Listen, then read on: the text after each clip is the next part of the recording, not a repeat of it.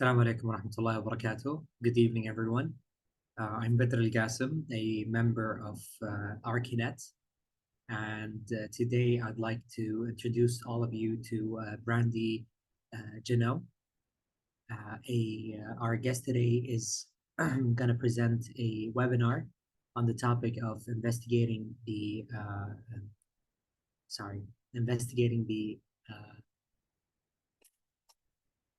considerations in the ethical considerations in design practices. My apologies of that hurdle. And Brandie, I give the mic to you if you can start. Hi, everybody. Thank you so much for coming. I think I know most of you all. As you know, I am Brandie Janow. I'm an entrepreneur and a design strategist. We are going to talk today about a really important topic. I think a lot of time people think about design as something beautiful and creative, functional, aesthetically pleasing, but there's a lot more that goes into the work of designers. And as you all know, I think design is the most important job on earth. So it's super important to be ethically in line too. We're going to go ahead and start the session. So just a couple of things while we're here. I'm going to go through the slides and feel free to take screenshots and to have any questions that you all have, save them for the end. We will always have a question and answer at the session at the end for anything that you want to ask. And let's go ahead and get started. So, investigating ethical considerations in design practices. Today, we're going to talk about how ethical considerations shape the design process. I'm Brandie, an entrepreneur and designer. I love being a designer, and I think it is the most important industry and job in the world.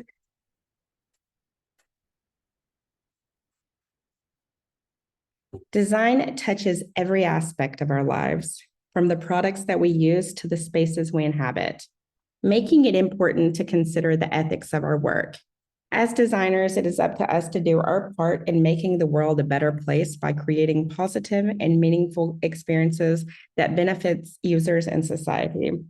Think of it as your design powers for good. Today, we're going to explore the world of ethical design and how it helps us create beautiful and responsible designs. Our agenda today will cover these 3 superpowered steps. These steps will help you become a design superhero with the integrity and responsibility required to change the world.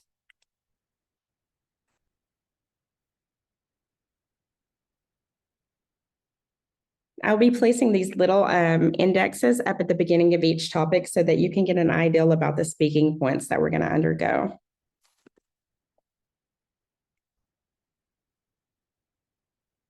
As designers, we have a responsibility to shape communities, protect the environment, and enhance people's lives.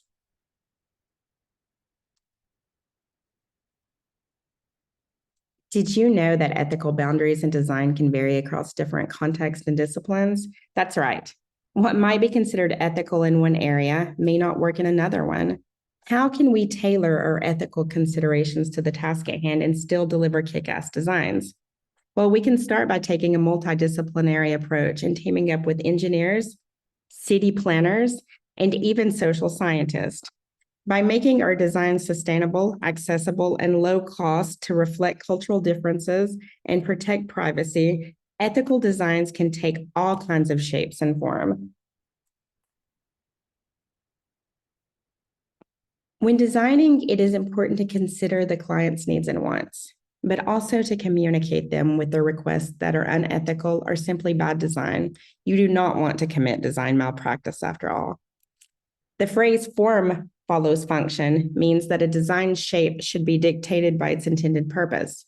However, we may sometimes be tempted to choose aesthetics over being practical, which can lead to a pretty looking disaster. Staying true to your ethical boundary can help ensure that the design serves its intended purpose and makes people's lives easier, not just looking good for Instagram. In an age when the planet is facing unforeseen environmental challenges, designing with sustainability in mind is more important than ever. It can be tempting to prioritize budgets over eco-friendliness. By focusing on sustainable design principles, we can help reduce the carbon footprint and promote a better future for our planet.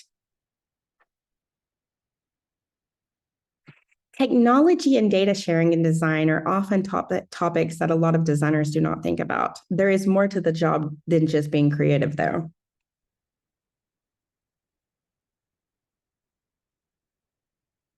Feel free to take any screenshots that you guys need later. And do not forget that if you signed up for this session, you will be receiving a more intense resource guide for this topic that I created for you. I know designers are hard to capture, so I'm trying to keep it as light and easy on the slides.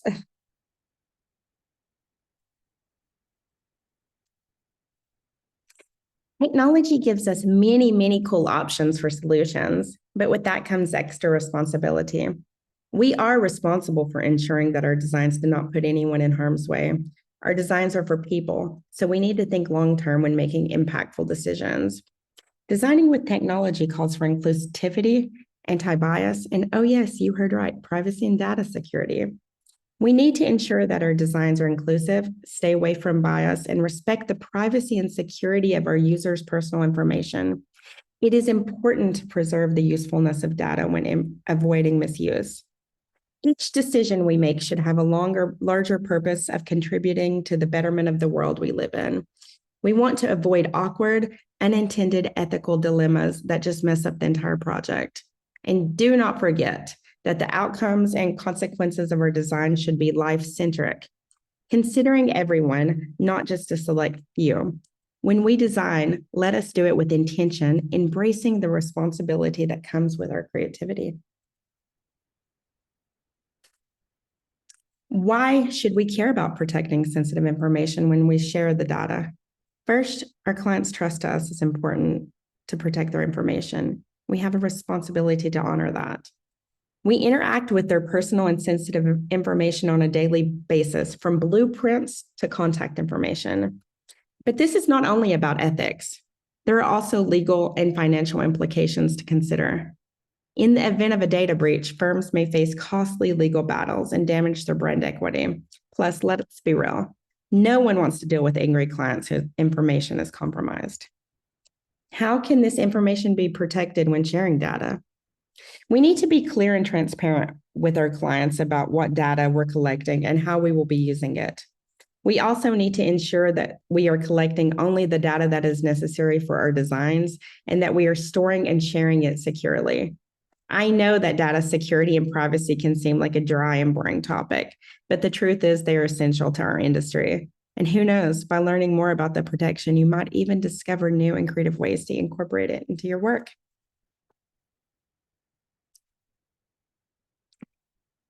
Friends, let me put it this way. Case studies are like chocolate chips in a cookie. Sure, you can make a cookie without chocolate chips. And hey, some people do. But why would you want to miss out on that extra burst of love? Case studies give designers a chance to see how real-world problems have been solved and to learn from the successes and failures of other designers. Plus, they usually packed with juicy details, which make the learning process much more engaging and memorable. In short, case studies are like chocolate chip cookies in the cookie, but for your brain. So you've just created a design that is absolutely out of this world amazing. But as soon as you show it off to your stakeholders, they look bored and uninterested. Maybe they even look like they're going to fall asleep. The key to make your stakeholders feel like they're part of the process by showing them designs throughout your journey and letting them give their feedback and opinions. This way, they feel like they have a voice in the project, and they are more likely to be invested in it. Think of it as inviting your friends over for a dinner party and letting them help cook. They're more likely to enjoy the food and appreciate the effort that you put into it because they helped.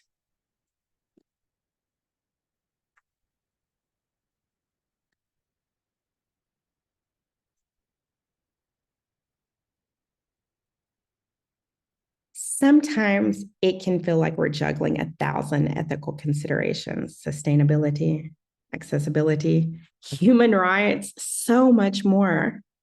But do not worry, we do not have to do it all alone. That's what we have stakeholders for. and the valuable insight that they can provide.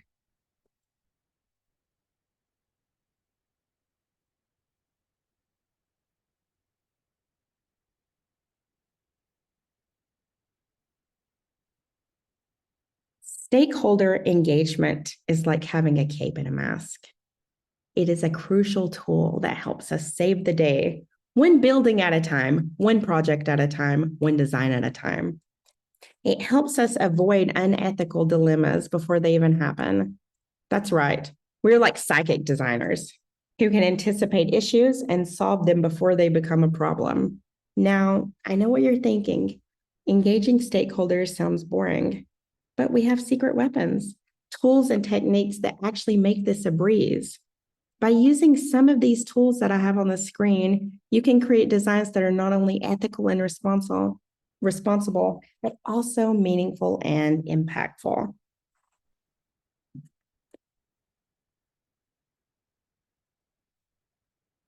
The more, the merrier.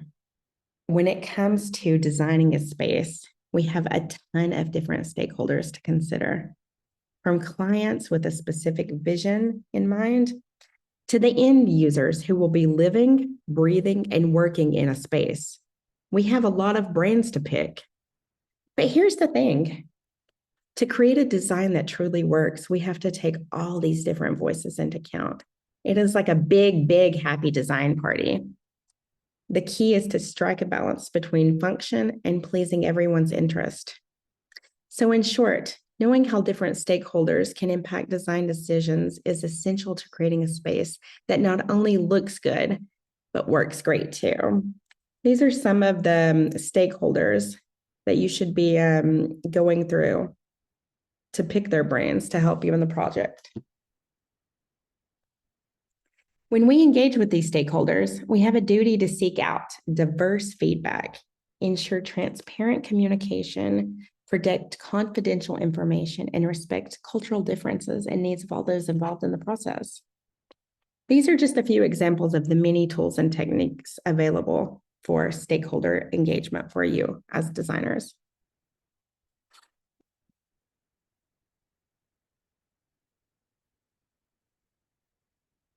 I firmly believe in the power of design and the importance of incorporating responsible practices into our work.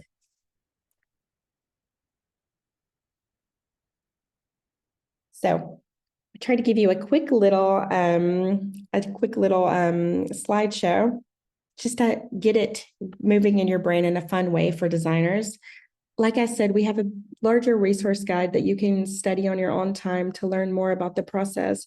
But I think now that we really want to open it up for questions and answers, because that's always the most fruitful part of any of our presentations. Thank you, Brandie, for your guide, if I may, into how to consider or considerable ethical decisions that you might make in the earlier process of or of the design process, in order to keep the clients and the end users engaged within your project. And now we are gonna take the questions. Feel free to drop them in the Q&A or the chat bars. And I'm gonna start with asking you a question about the if cases that you might have encountered during your career, Barney, and how did you deal with those hurdles? Yeah, sure. So, well, as you all know, as designers, we have many hurdles to face. Sometimes you have clients that want to be too involved in the process. Sometimes you have clients that don't want to be involved in the process. And they get mad at you for both of those seem to get mad at you. So this is why I think one of the most important things a designer can do is you never have too much information. And it's really about being organized and about, making them feel part of the process, your stakeholders, the people that you're working with, your clients, that when they feel part of the process, you give them a lot of options, you're professional, you're organized, they build that trust and they start being more comfortable with you and wanting to work with you more. And that's really, I think, the most, well, in any industry, really, but specifically for us, because let's take into what we're talking about today with ethical considerations. Design, as I've said many times, and I'll say it many more times, it's the most important industry in the world, and it's the most important job in the world. There's nothing that you look at in your room or anywhere that's not been designed by a designer. There's nothing from the roads that you drive to the cribs that your babies are in, to a water bottle. Everything has been designed to make it easier for us, to make it life-centric. So there's a lot of ethics that go into each of these things. Like, let's take the water bottle again. It's functional and I can easily hold it and drink it, but what is this made out of? You know, they have to make sure that this is not toxic for us. So those are ethical considerations. Made in Saudi. You know, these little things are important. A phone, am I going to do something to get my brain damaged? Engineers, designers have a hand in this. It's not always just about looking nice, being organized, being friendly. There's so much thought that goes into design, and it's just really such a beautiful industry. Absolutely. Another question that we've received, Barney, is related to client expectations. Yeah. Now, you definitely have to consider ethics when you're designing. Okay. But one thing to keep in mind as well is what the clients are expecting and how to manage those expectations within a reasonable manner. What would you recommend or suggest as a healthy methodology to deal with client expectations? Okay, can you post it in the chat? It's kind of a long one. So, in short, what is the how would you manage client expectations without compromising ethical approach? Well, you know, one thing that I think that it's really important in our industry, in creatives in general, in the creative sector, is being diplomatic. Words matter a lot. And I say this constantly, and it's not even like I'm an American in Saudi Arabia, so I have to approach the clients and people, and the way that I speak has to be very different. So it's really, you really need to know your audience analysis. It's the same way for clients. You know, if I'm nice and friendly with a client, you know, you have to be firm, but you don't have to be rude. You don't have to be mean. You can tell them like, listen, you know, I know that this is something that you want, but I know that you don't want to be unethical as well as I don't want to be unethical. Little things like this completely is a game changer. Your words matter so much in making people, nobody wants to feel ganged up on. Nobody wants to feel like that that you think that they're bad or something, because as humans, we automatically get very defensive. And it's just always be diplomatic, always choose your words wisely. It's also important not to be too nice. Don't apologize for what you believe in ever. Don't say I'm sorry. No, be like, you know, this is what it is, and let's work together, because I know you don't want that as much as I don't want that, to have a different way to move forward. And one thing that I have really learned in life with clients is don't send them just one. I usually like to do 3. And it's human nature. And there's actually scientific research done that as humans, when we have choices, we choose one of those. So you're almost guaranteed to have something selected. Instead of if you just choose one, you might be doing this process a plethora of times. Absolutely. And another question that was raised is related to data sharing Okay. within projects. So, Yeah. what would be the legal prior actions, let's say? So, actions that you would take prior to sharing those data if it were to include some sensitive information related to the project. Yeah. As a designer, I'm pretty sure, Barney, you've been asked for a portfolio times and times over. And how would you share the information within a project without compromising its sensitive Okay, integrity? so if we're talking about just project sharing, Now, this is really important. And this is what I'm talking about, being organized and prepared before you start a project. None of this should be a problem at that stage if you did it right from the beginning. If you did your project right from the beginning, this wouldn't even be a question. You always, of course, like especially here in Saudi, we're signing NDAs for everything. But one thing that it's always important to remember, like, oh, I'm going to sign this NDA or blah, blah, blah. Maybe I can't talk about this project. Maybe I can't talk about it for so many years. Maybe I can never talk about it. Maybe I just can't talk about it until I'm done with it. But one thing that I think it's really important is to, when you're signing NDAs and doing things like this, a lot of people are thinking, of course, the company and the client is wanting to protect them, but you have the right in negotiations to protect yourself. And a lot of designers don't think this.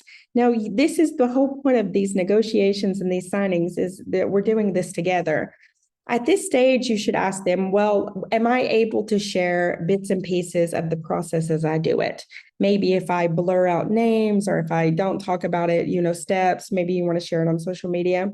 Am I able to, after the project's done or at this point, am I able to share your logo or this and that, just whatever that you think you would want in your portfolio or what you would need, lay it out really clear and thoroughly, and what you will do and what you won't do. I won't use this, I won't do this, but I would like to share it because, it's a project that I believe in, and I'm proud to share working with you together.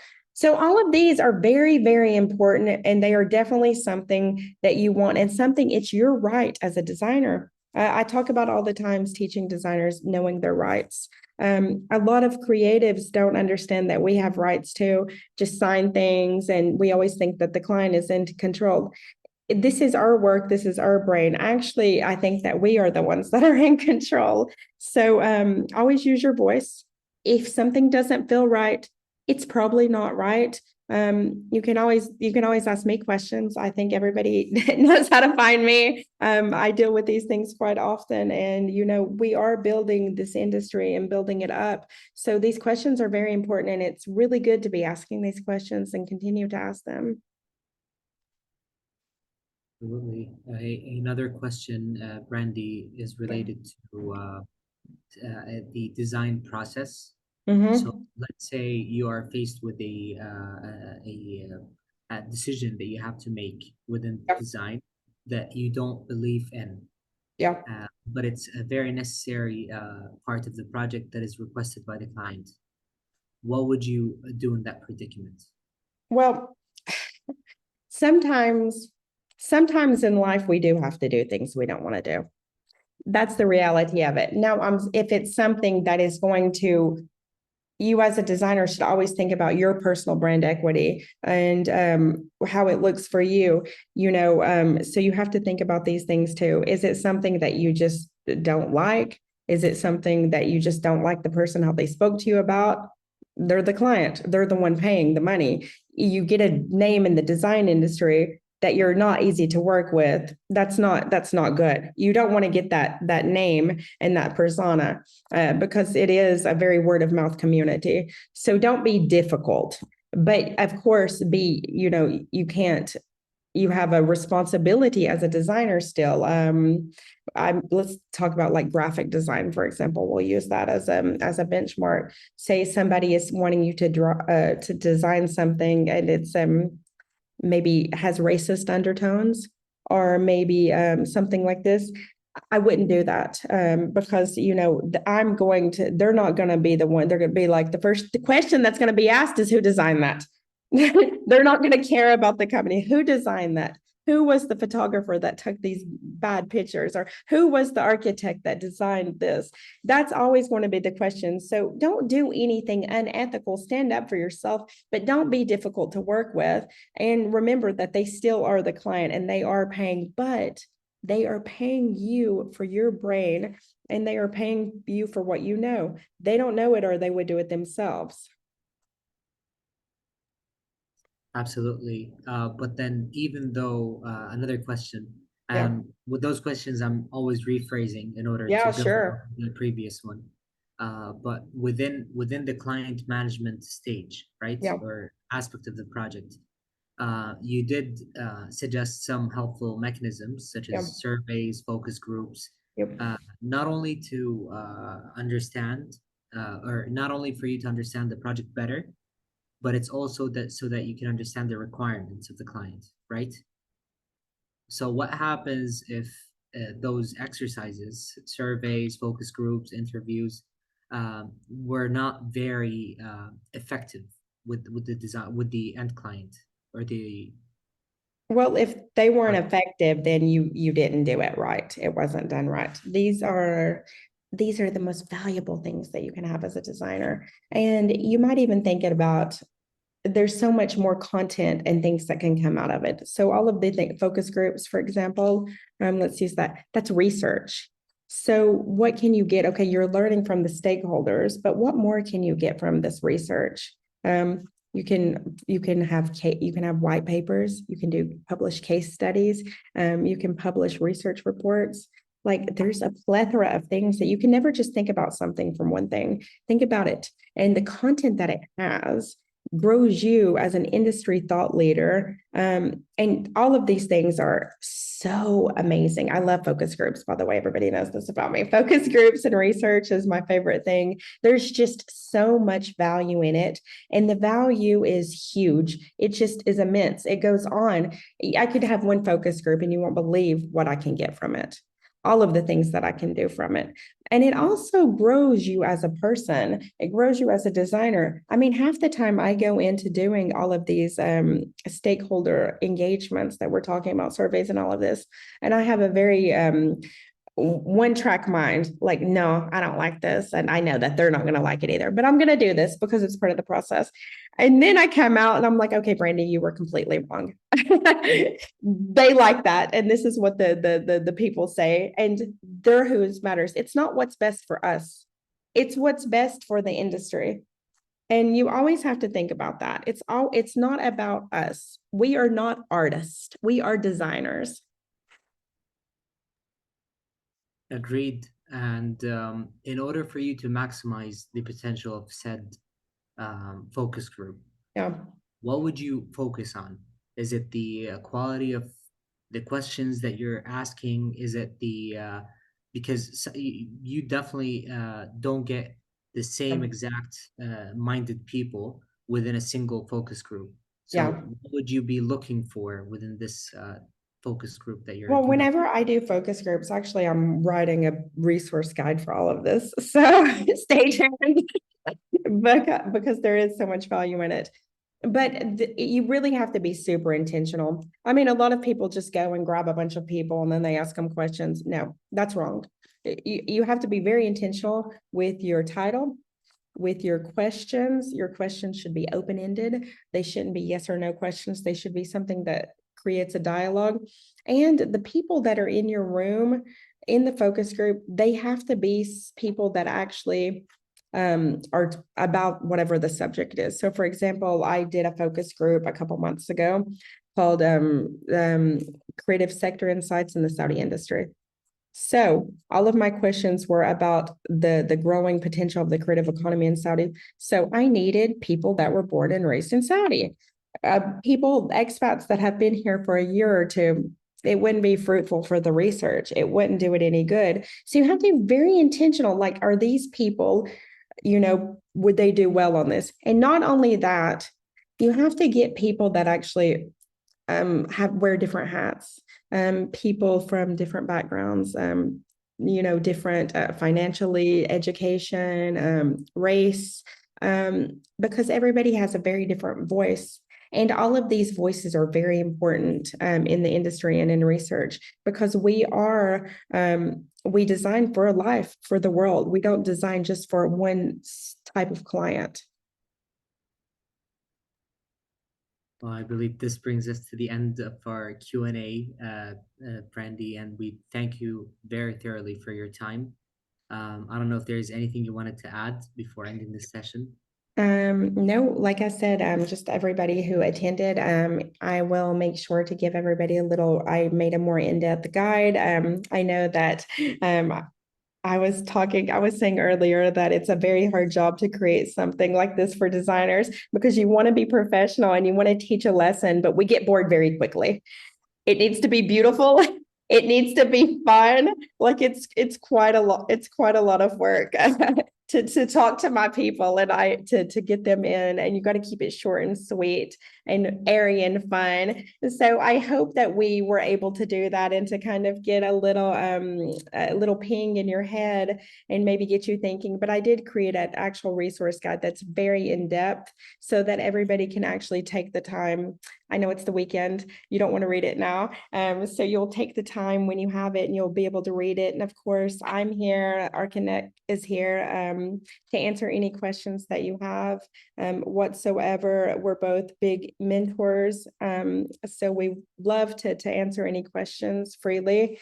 I do want to say thank you to ArchiNet.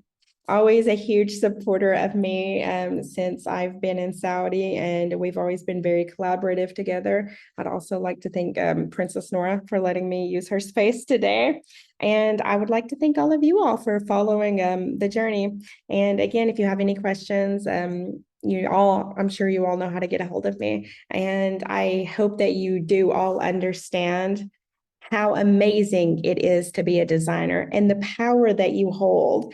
You really are the best industry in the world. And there is just so much potential for you and everything that you can do. And start thinking about it in a bigger way. And you're going to do amazing things.